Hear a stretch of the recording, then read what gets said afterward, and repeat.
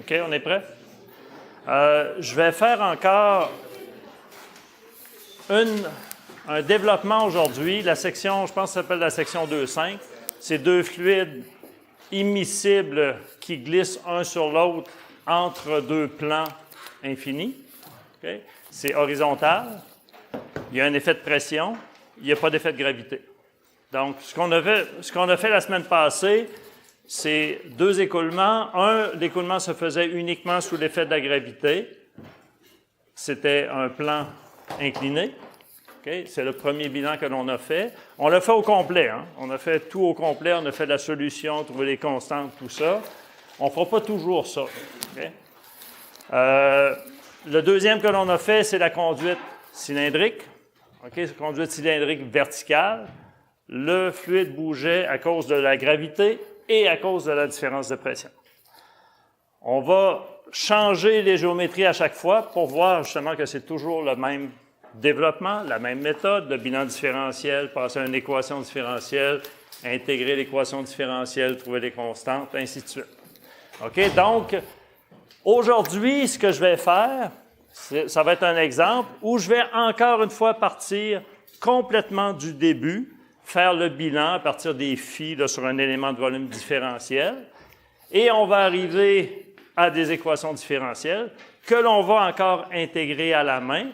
Mais vous allez voir, à un moment donné, je vais avoir 4 constantes à trouver parce que, dans ce cas-là, j'ai 2 domaines.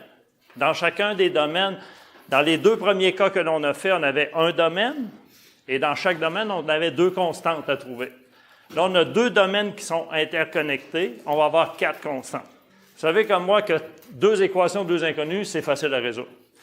4 équations, 4 inconnues, c'est pas juste 2 fois plus long, des fois c'est 4, 5 fois plus long. Ça devient pratiquement exponentiel.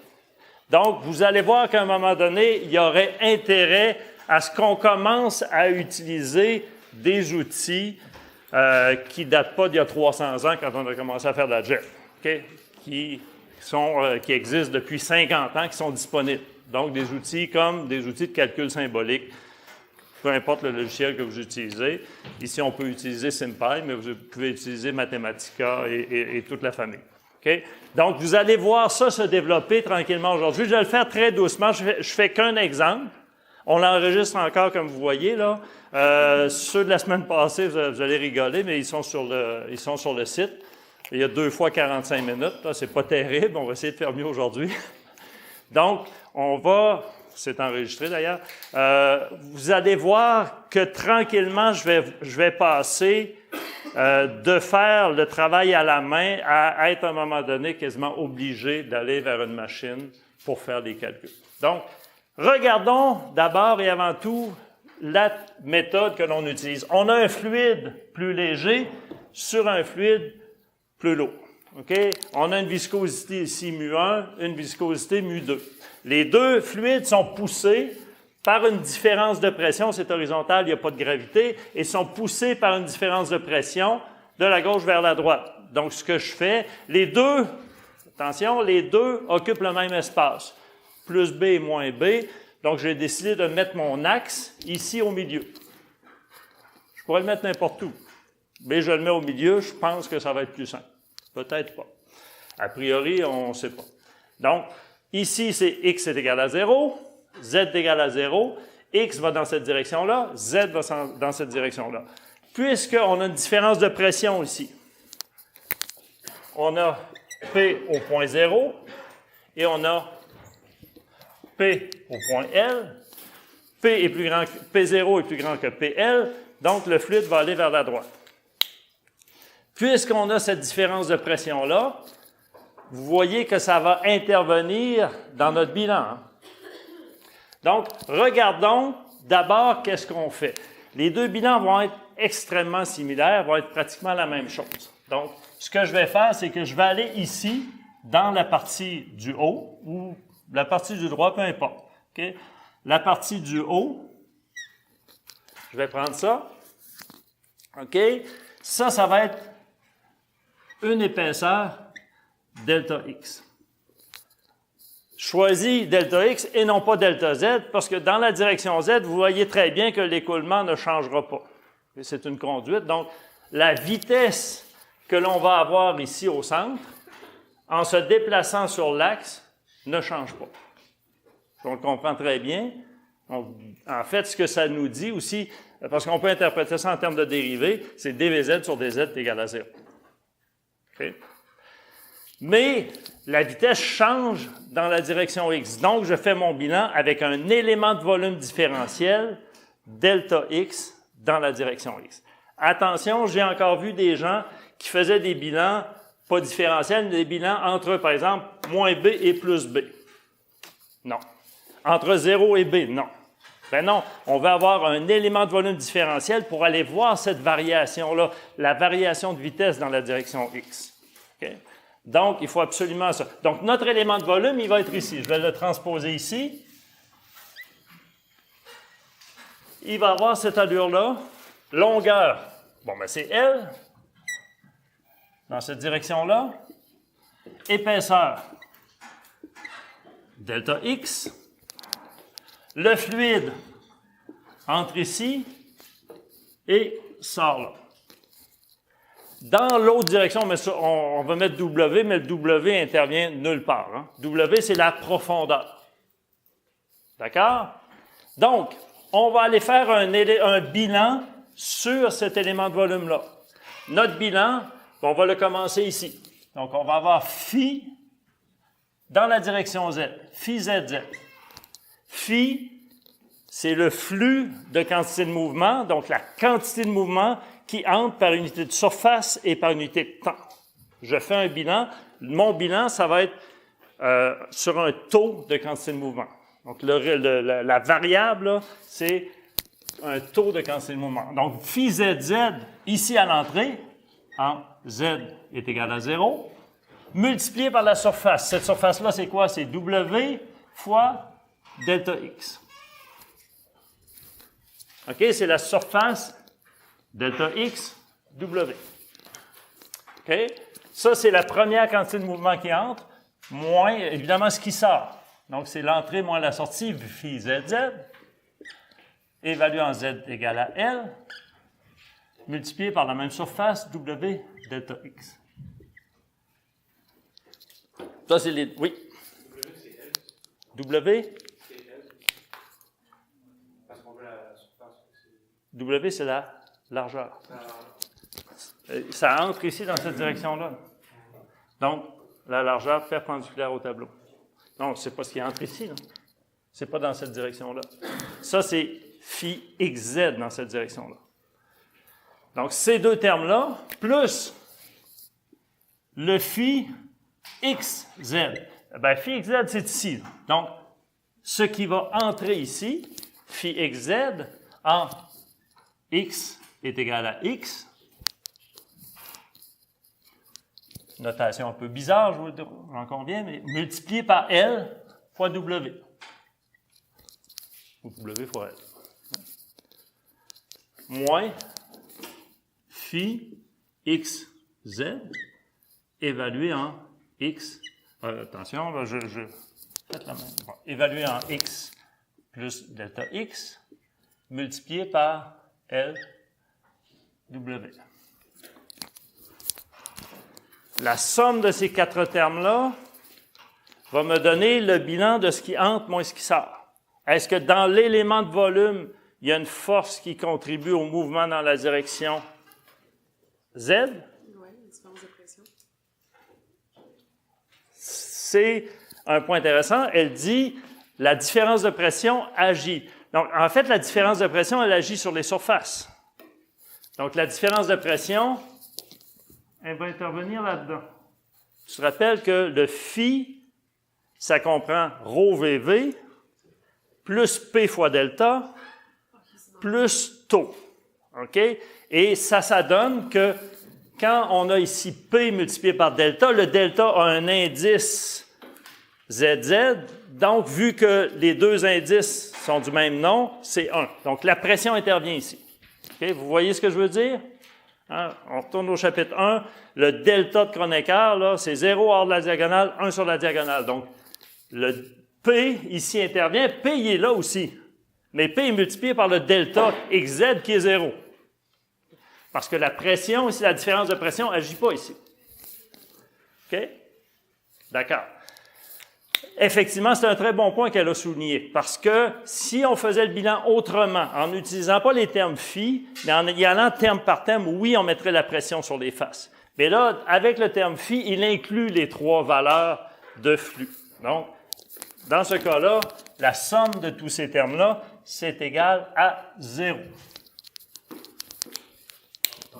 Oui? Exactement. Là, si on avait une inclinaison ou si on avait une c'est ça. Si on a une inclinaison, on a une composante de la gravité qui contribue à pousser, oui. Et à ce moment-là, on va voir apparaître notre perron, où on combine la gravité et le P pour nous simplifier la vie à la fin. Mais on ne le met pas tout de suite là-dedans parce que ce serait une confusion des genres. Okay? Donc, on développe ça. Donc, phi ZZ, c'est quoi? Phi ZZ, c'est rho VZ VZ plus P fois delta ZZ plus taux ZZ. On y va un terme à la fois. Rho VZ VZ. OK? Oui, c'est vrai, il y a un VZ. Il y a VZ qui apparaît ici et rho fois VZ. Regardez les unités de rho fois VZ. Rho fois VZ, c'est des kilogrammes par mètre carré par seconde. Kilogrammes par mètre carré par seconde, c'est donc un flux de masse. C'est le flux de masse qui entre à travers ça. Si on le remultiplie par VZ, ça donne un flux de quantité de mouvement. Donc, c'est le flux de quantité de mouvement entrant ici par cette face-là. Si on va à l'autre bout, ce qui sort, c'est exactement la même chose parce que la vitesse n'a pas changé dans la direction Z. Donc, effectivement, rho VZ VZ, il est là. Sauf qu'il va être exactement égal au terme à l'autre bout. Donc, les termes vont disparaître. PZZ, oui, parce que P fois delta ZZ, c'est 1, donc il va apparaître. Taux ZZ, donc ça, effectivement, c'est là, mais les deux termes vont souligner. Ça, c'est encore là. Et taux ZZ, c'est quoi? Taux ZZ, il faut aller dans l'annexe. L'annexe B, où on voit la loi de Newton. La loi de Newton, c'est ça. Ça nous montre que taux ZZ, c'est égal, ZZ est égal à moins 2 mu d VZ sur dz. Là, pour être strict, je l'écris avec des dérivés partiels parce qu'effectivement, il y a plusieurs directions. dvz sur dz, à cause du premier argument, on voit que c'est 0. Donc, effectivement, ce terme-là, il n'est pas nul, mais ce terme-là, il est nul. Ce terme-là, il n'est pas nul, mais il va s'annuler en faisant la différence. Okay? Donc, dans la première ligne, tout ce qui va rester, c'est P0 moins PL, ce que votre collègue soulignait tantôt. Donc, effectivement, on retombe sur nos pattes. Maintenant, ça, c'est pour le terme phi ZZ. Hein? Pour le taux ZZ, là, on va dans l'annexe. Dans l'annexe, toutes les valeurs sont développées pour les trois systèmes de coordonnées. Donc, on a toute la matrice taux XX jusqu'à ZZ, taux RR jusqu'à θ pour les coordonnées cylindriques, et puis on a même les coordonnées sphériques, ça s'amplifie à chaque fois. Coordonnées cartésiennes, donc on l'a trouvé assez facilement ici. Phi XZ, pour la deuxième ligne, ça va être la même chose. Rho, cette fois-là, c'est VX, VZ. Lui, il va être facile à éliminer parce qu'il n'y a pas de VX. Vx n'existe pas puisque V est uniquement poussé dans la direction Z. Il n'y a pas de composante X. Attention, on travaille toujours avec des écoulements qui sont développés. C'est vrai que si j'étais au tout début, j'injectais du liquide dedans, ça lui prendrait un petit bout de temps avant de s'habituer à la présence des deux plaques. Si ça arrive d'un réservoir et ça entre, il va y avoir une courbure au début, il va y avoir des composantes Vx. Mais on travaille là dans la zone qui est, on appelle ça développée, où l'écoulement ne change plus en fonction de Z. Donc, dans ce cas-là, il n'y a pas de Vx. Dans tous les autres cas, il y aurait un Vx, mais là, on ne serait pas capable de le solutionner à la main de toute façon. Donc, la question ne se pose pas. Plus P fois delta XZ. Et ça, le petit delta XZ, là, c'est hors de la diagonale, c'est 0. Il n'y a pas de composante. Plus taux XZ. Taux XZ, on va dans l'annexe. Il va y avoir 3 termes.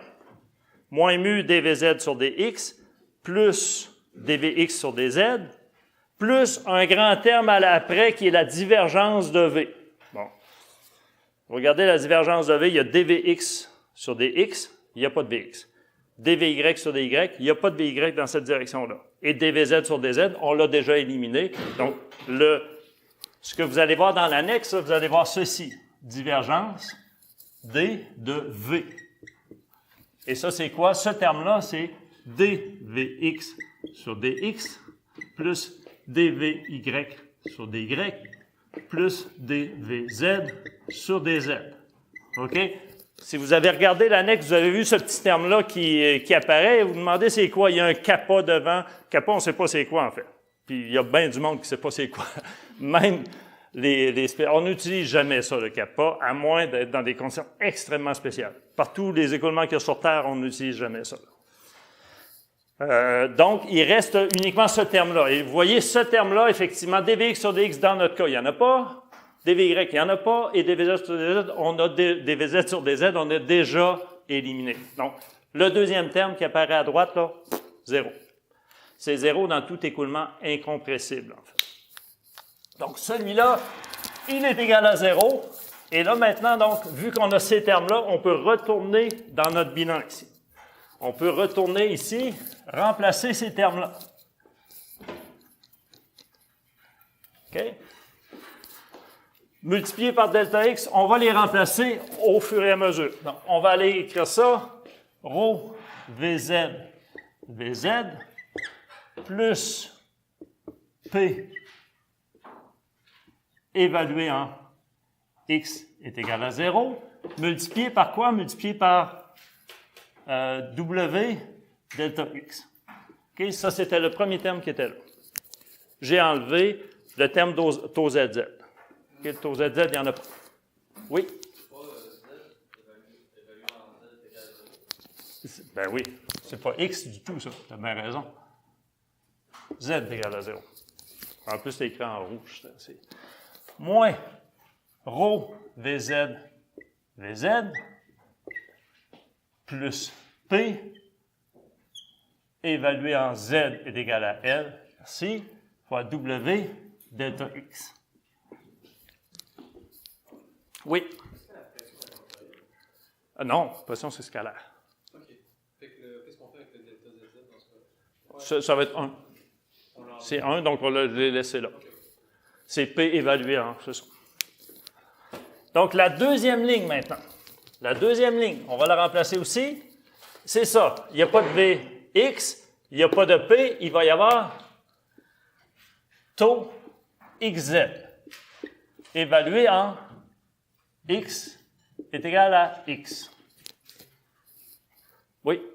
Pourquoi la deuxième ligne est égale à 0 déjà? C'est la somme ici de ces deux lignes-là qui est égale à 0. J'avais oublié de le mettre. Merci. Et le deuxième terme, c'est la même chose. Hein, ça va être ici. Évidemment, ça, c'est multiplié par LW moins taux XZ en X est égal à X plus delta X multiplié par LW. Donc, on a remplacé nos termes phi. Et puis, tout de suite, là, on voit qu'on peut éliminer ça, ces deux termes-là. Ça, évalué en z égale à 0, c'est égal à ça, évalué en z est égal à L. OK? Ce qui fait que, si je ramasse tout ça ensemble, je me retrouve avec, en dessous, taux XZ, LW, en X, moins taux XZ, LW, en X plus delta X, plus P0 moins PL, multiplié par W delta X. Je suis obligé de mettre le 0 à gauche, égal à 0. Vous êtes d'accord avec ça? Je divise par WL delta X. Je vais faire tendre delta X vers 0 et je vais obtenir ceci. 0 va être égal à moins D de taux X Z sur dx plus P0 moins PL sur L.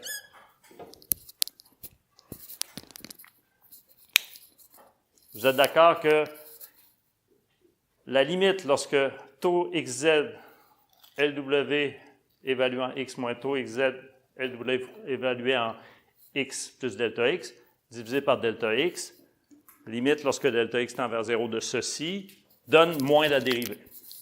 OK? Oui? J'ai divisé par WL delta X, par les 3. J'ai divisé par le volume de l'élément de volume. Donc, ça, c'est mon équation différentielle que je pourrais rendre un peu plus élégante en écrivant ceci.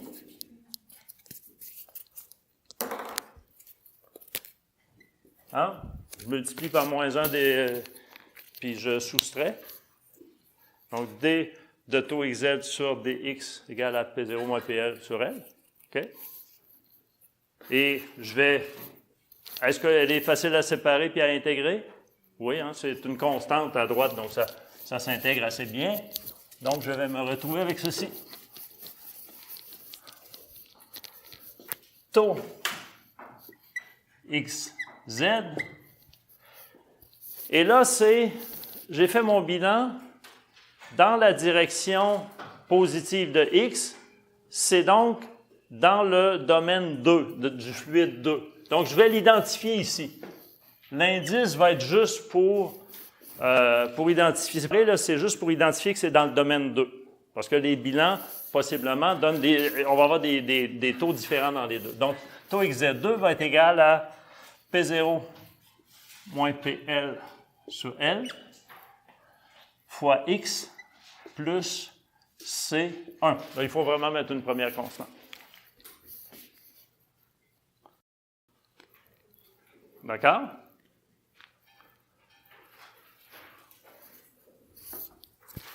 OK, le bilan est correct ici, est complet. On a obtenu ceci. On a obtenu notre premier taux.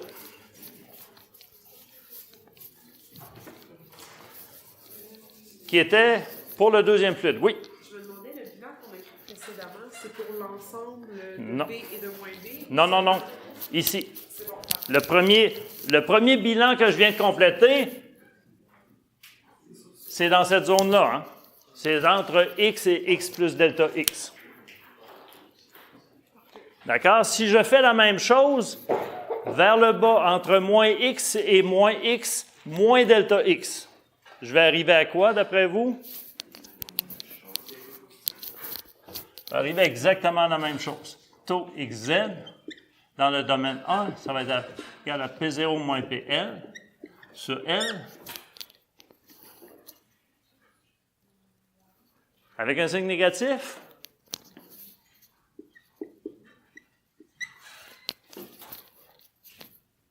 Ça va donner la même expression, ça va donner une droite aussi. Mais est-ce qu'il va y avoir un signe négatif? Ça, il faut le regarder. Ça, je vous laisse travailler un petit peu là-dessus. OK? Il va falloir regarder ça. La démarche est la même. OK, donc, j'ai mes deux premières équations que j'ai obtenues par intégration. Vous voyez, maintenant à la main, là, il n'y a pas de difficulté majeure. Je n'ai pas encore eu de difficulté importante à la main. Maintenant, ce que je dois faire, le taux, c'est bien beau. Est-ce que je peux aller chercher une des deux constantes ou les deux constantes? Est-ce qu'il y a un endroit où on connaît le taux de cisaillement dans le domaine? Oui. Oui? Où? Aux extrémités. Aux extrémités, le taux de cisaillement? Le taux de cisaillement ici vaut quoi? Hein? Dans le milieu? Dans le milieu, en bas, en haut. OK. Je vais vous l'indiquer, de même, ce ne sera pas trop. Au centre, est-ce qu'on connaît le taux de cisaillement? Oui, c'est quoi? Pourquoi? La vitesse est maximale au centre. Tu es sûr de ça? C'est deux liquides différents. C'est deux liquides différents, donc, si on a la même viscosité des deux côtés, oui, effectivement, si c'est un fluide. Mais si c'est des fluides différents, le profil va être asymétrique. Donc, il pourrait y avoir un maximum d'un côté ou de l'autre. Okay? Le maximum va être du côté du fluide plus visqueux ou moins visqueux? C'est sûr, c'est ça. Donc, on ne connaît pas. On sait qu'il y a un endroit dans le domaine où le taux de cisaillement va être 0. Ça, c'est certain. Mais on ne sait pas où. Okay? Ça, c'est plat. Okay? Donc, effectivement, ça, on ne le connaît pas. Est-ce qu'on a une valeur ailleurs, une valeur physique qu'on connaît? Non, non plus. On ne sait pas la valeur, ça vaut 10 ou non. Donc, effectivement, pour l'instant, je ne peux pas. Donc, ce que je fais, je continue. Hein, on balaye sur le tapis et on continue. On espère qu'à la fin, on va être capable. En passant, quelles conditions limites on va avoir? Parce qu'on va avoir, si on continue, on met deux autres dérivés là-dedans, on intègre deux fois, on va avoir deux autres constantes. Quelles vont être nos conditions limites pour trouver ces quatre constantes-là? Vitesse égale à 0 ici et ici. Parfait, j'en ai deux. Deux autres. C'est quoi les limites? On a deux domaines, hein? On a deux domaines différents. Donc, ici, ça, c'est la limite inférieure en x est égal à moins b pour le fluide numéro 1. Ça, c'est la limite en x égale à b pour le fluide numéro 2. Et donc, ce que je fais vraiment, c'est deux bilans différents. Ces deux bilans-là sont interconnectés par les conditions limites. Donc, ici, ça, c'est déjà pris. Je ne connais pas le cisaillement là, je connais la vitesse. Je ne connais pas le cisaillement là, je connais la vitesse, c'est déjà utilisé, je ne peux plus les utiliser. Il faudrait aller vers le centre. Hein? Il me faut deux conditions ici. C'est quoi mes deux conditions au centre? Il faut que les deux soient égales. Les deux quoi soient égales? Les deux taux de cisaillement soient égaux. Il faut que les deux taux de cisaillement soient égaux, sinon il y a une discontinuité physique qui ne marche pas. Donc ça, c'est connu. 1, 2, 3, taux de cisaillement. La quatrième, la vitesse doit être égale aussi. On ne peut pas avoir de discontinuité sur la vitesse. Donc, au milieu, et bingo, on a nos quatre conditions aux limites. On pourrait déjà les écrire même avant d'avoir les profils de vitesse. Hein. On pourrait les écrire en enlevant ceci. Donc,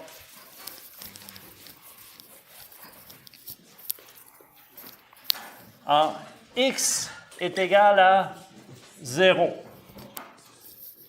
Vz dans le domaine 1 de x est égal à 0. Bon, là, on va arrêter, là. On va mettre 0 directement, là. C'est trop. OK? Vz1 de 0 est égal à Vz du domaine 2 de 0. Ça, c'est vrai? Je l'ai fait en sens contraire, en fait. En x est égal à 0 encore. Ma deuxième condition limite, taux xz 1 évaluant 0 est égal à taux xz du domaine 2 évaluant 0 aussi. En x est égal à b,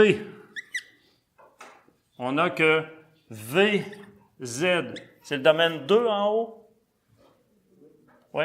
Vérifiez dans votre livre, là, moi ça peut m'arriver. Au point B est égal à 0. D'accord? Et de la même façon, en x est égal à moins b, Vz du domaine 1 en moins b est égal à 0. Les quatre conditions, ces quatre conditions-là, là, c'est ce qui vient enlever les mathématiques, qui vient de mettre la physique dans les mathématiques. Hein, parce qu'on a traité, en fait, on s'est servi du langage mathématique pour décrire les problèmes physiques. puis à la fin, on remplace dans le langage mathématique la physique qui vient du problème. Donc ça, c'est nos 4 conditions. 1, 2, 3 et 4. 4 équations, 4 inconnus, parce qu'on va avoir 4 inconnus tantôt. La suite ici n'est pas bien difficile. Hein? Pour le domaine 1, j'ai la loi de Newton, moins mu 1, dvx dans le domaine 1 sur dvz, pardon. J'ai dit Vx là-bas? Non, j'ai dit Vz, d'accord. dvz dans le domaine 1 sur dx est égal à taux xz dans le domaine 1. Ma première équation, en fait, c'est la deuxième, là. Et la deuxième domaine, moins mu 2 dvz domaine 2 sur dx est égal à taux xz dans le domaine 2. Encore une fois, attention, ce n'est pas des mises au carré, c'est le domaine. Dans le livre, il met 2 en chiffre romain. Oh, c'est pas plus... Quand je les écris au tableau en chiffre romain, ça ne sera pas plus clair, ça je vous garantis. Donc, je mets ça là-dedans. Dans mes 2 premières équations, je substitue pour éliminer taux xz, et donc je me retrouve avec ça, moins mu 2 dvz 2 sur dx est égal à p0 moins pl sur L fois X plus C1. Et vous voyez très bien que la solution de ça est assez simple. On divise par moins mu 2 des deux côtés. On sépare, on intègre.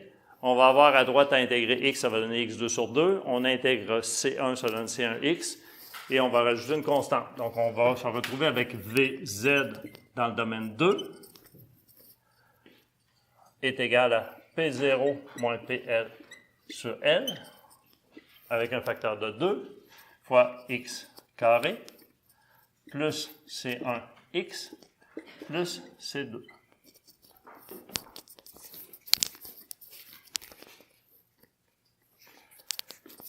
De la même façon, je vais avoir moins mu 1 dvz dans le domaine 1 sur dx va être égal à P0 moins PL sur L fois X plus C1. C'est C2, c'est ça? Ah, c'est pas C2, vous l'aviez remarqué, hein, c'est pour ça que j'entendais un bourdonnement. C'est C3, ça. Okay.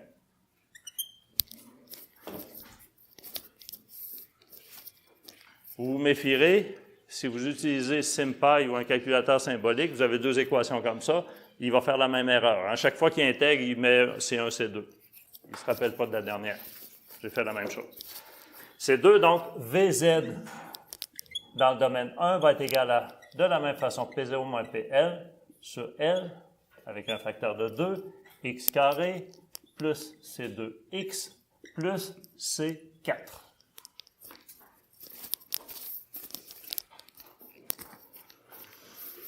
Quatre équations, 4 inconnus. En principe, c'est très, très facile à résoudre. Okay, vous pourriez utiliser les 2 premières. Non, malheureusement, on ne connaît pas le taux de cisaillement. Oui? Pourquoi la viscosité après avoir intégré? Attention, j'avais un signe négatif ici. Hein?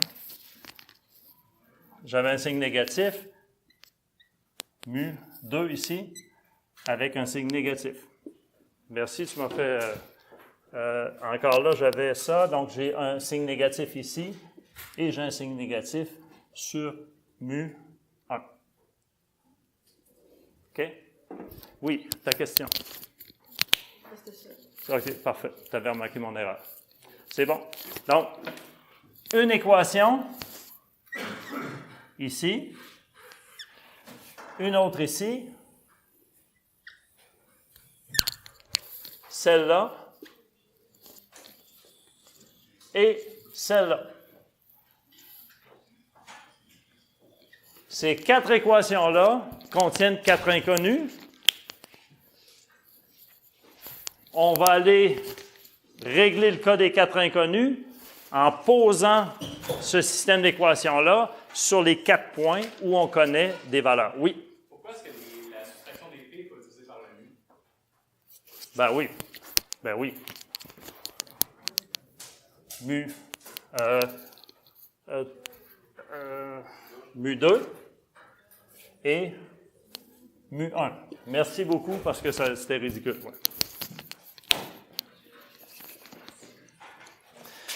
Ce qu'on pourrait faire aussi, regardez, il y a quelque chose qu'on pourrait faire ici. On pourrait dire, ben tiens, ça c'est une constante aussi. Je pourrais renommer cette constante-là C1, mais il faut se rappeler que C1, c'est celle-là. Mais bon, on peut la laisser comme ça. Si on veut faire le travail à la main, vous voyez, dans ce cas-là, il n'y a pas beaucoup de simplification facile. Parfois, quand on a 4 équations à 4 inconnues, on écrit la première, ben tiens, le taux de cisaillement est 0, on trouve C1 tout de suite. Et malheureusement, là, il n'y a pas tant de simplification facile. OK? Donc, qu'est-ce qu'on peut faire? Bien, ce qu'on pourrait faire, c'est aller directement ici. Regardez ça. On écrit nos 4 équations. C'est 4 lignes dans Mathematica, SIMPy ou peu importe, Maple, c'est la même chose. 4 lignes. On écrit nos 4 équations. Ensuite, on écrit nos 4 conditions aux limites en utilisant ces 4 équations-là. Ensuite, on fait solve en fonction des 4 variables. On peut l'écrire comme ça. Okay. On pourrait l'écrire au milieu ici.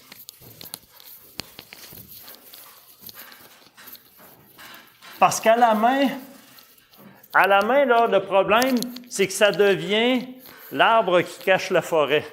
C'est qu'on passe beaucoup trop de temps à manipuler cette algèbre-là qui est insipide, qui n'a aucun intérêt. Il n'y a aucun intérêt à faire la solution de 4 équations à 4 inconnues. On veut les équations des profils, les équations des forces pour travailler avec, calculer des choses.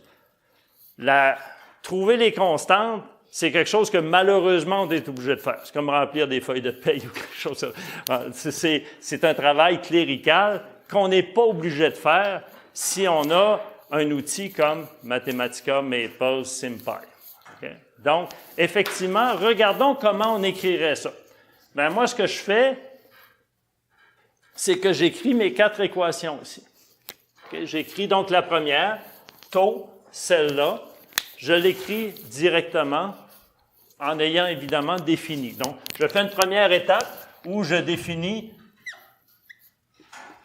SIMPy, les symboles. Les symboles dans SIMPy, c'est une longue ligne où on rentre toutes les variables. Puis on les recopie à l'intérieur du sp.symbols, tac. Okay? Et après ça, qu'est-ce que je fais? Ben, j'écris ma première condition limite. Ma première condition limite, c'est ça. Donc, VZ, donc, je dirais ma première condition. Condition 1. Ça va être égal à quoi? Vous avez déjà utilisé un tout petit peu, vous avez vu comment on utilisait SIMPy. On construit une équation. On peut faire ça. SP.EQ.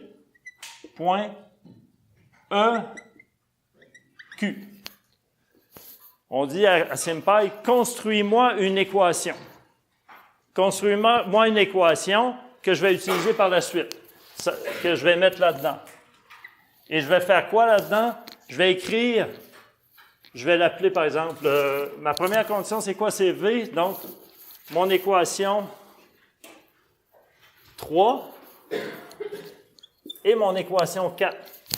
Donc, je prends cette équation-là et je la mets ici. Je l'écris intégralement comme ça. Hein. Ça s'écrit intégralement comme ça. Ça, c'est la partie de gauche. Et la partie de droite, ça va être 4. Et évidemment, dans l'équation 3, je dois lui dire que c'est en x est égal à 0. Donc, à l'intérieur de ça, là, cette expression-là, ça va être ça, cette expression-là. Dans SIMPy, il y a un terme qui dit substitut pour x 0. Ça va être point subs, ouvrir les parenthèses, x, virgule 0. Et ça va être mon équation 3. Évidemment, je peux l'écrire avant si je ne veux pas que ça soit trop long. Mais ça se fait assez bien aussi dans une ligne. Donc, mon équation 3 en x est égal à 0, mon équation 4 en x est égal à 0. Et ça, c'est ma première condition qui est construite. OK? C'est cette condition-là qui est construite. Je fais la même chose avec l'autre. Condition 2. Ça va être SP.E majuscule Q de l'équation 1 et de l'équation 2 ou en 0. Là, je l'écris de façon pseudocode, OK? Mais si je l'écris, ça ne sert à rien de l'écrire en Python, vous pouvez le voir dans les notebooks directement ce que je fais. OK? Donc, c'est exactement 4 lignes que je vais faire. Ensuite, la condition 3, c'est ceci. Donc, encore une fois, SP. L'équation. Il y a plusieurs façons d'écrire ça. On pourrait pas utiliser SP.équation aussi, mais dans ce cas-là, ça travaille bien aussi. OK? Et là, je mets quoi? C'est l'équation 3 encore. C'est dans le domaine 2. C'est l'équation 4. Non, c'est dans le domaine... c'est l'équation 3. Les numérotations ne sont pas extraordinaires. C'est l'équation 3, virgule 0. Quand je mets virgule 0, c'est parce que équation, là, SymPy équation, il fait l'équation à gauche, c'est avant la virgule. Ensuite, vous mettez une virgule, c'est le terme qui est à droite du signe d'égalité. Okay? Si on ne le met pas, il met automatiquement 0. Si vous le mettez, il va considérer son équation correctement. Donc, on met l'équation 3 en B, OK? En x égale à B, et la condition 4. 4, bien, ça va être la même chose, sp.équation, et là, ça va être équation 4 sûrement en égale à 0, mais cette fois-là en moins b. OK? J'ai mes 4 conditions, et comment je vais les résoudre?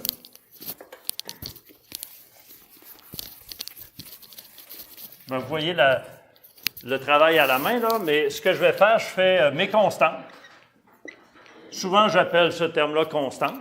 C'est mes 4 constantes. Je devrais mettre un S, je n'en mets pas. Ça va être sp.solve. Pas de dsolve. Dsolve, ça va être les équations différentielles. sp.solve. Et là, par exemple, je vais mettre, vous connaissez Python, un tuple. Je vais mettre mes E, Q, qui vont être, par exemple, un tuple avec condition 1, virgule, condition 2, condition 3, condition 4, que je vais mettre ici, mes équations. OK? Et à côté, je vais mettre un autre tuple qui va être, par exemple, C1, C2, C3, C4. Fermez la parenthèse. Ça, c'est réglé. Les constantes sont là-dedans. Et une fois que j'ai mes constantes, ce que je fais, ben, je dis, par exemple, pour chacun des termes, par exemple, mon équation 3, point subs, CSTE. Je prends les constantes que je viens de trouver, ils sont dans un dictionnaire, c'est joli, c'est tout plein de... chacune est identifiée par son nom. Et il prend le dictionnaire où il y a C1 jusqu'à C4, il regarde son équation, j'ai besoin de C1, je la mets là-dedans, je la remplace. Donc, automatiquement, mon équation, par exemple, je dirais... ma vitesse, je ne sais pas, je l'appelais, par exemple, VZ1, par exemple, serait égal à mon VZ1 précédent, point subs, CSTE, qui vient d'ici. OK? La constante que je viens de trouver, le groupe de constantes que je viens de trouver. Vu qu'ils viennent dans un dictionnaire, il sait comment repérer laquelle. C'est lui qui fait la job. Et bien évidemment, je fais ça pour mes 4. Et après ça, ben, j'ai mes 4 solutions complètes. Et si vous regardez comment, dans chacun des... il y a 30, 40, 50 notebooks là, sur les différentes sections du livre, c'est toujours la même chose. Attention, revenant à ce que je fais dans les notebooks. Je fais énormément de détails. Vous allez voir, si vous allez commencer à lire, vous allez trouver que c'est long. Je fais tous les détails des bilans, les limites. Vous n'êtes pas obligé de faire ça. Si vous êtes capable, si vous le faites à la main, ça va aller beaucoup plus vite. Mais moi, dans les notebooks, je voulais le documenter au complet. Donc, je pars des bilans avec les filles, je substitue les filles pour les taux. Faites-le à la main à côté, ça va beaucoup plus vite. La clé, c'est Si ça va plus vite de le faire à la main, on le fait à la main. Si ça va plus vite de le faire à la machine, ça va à la machine.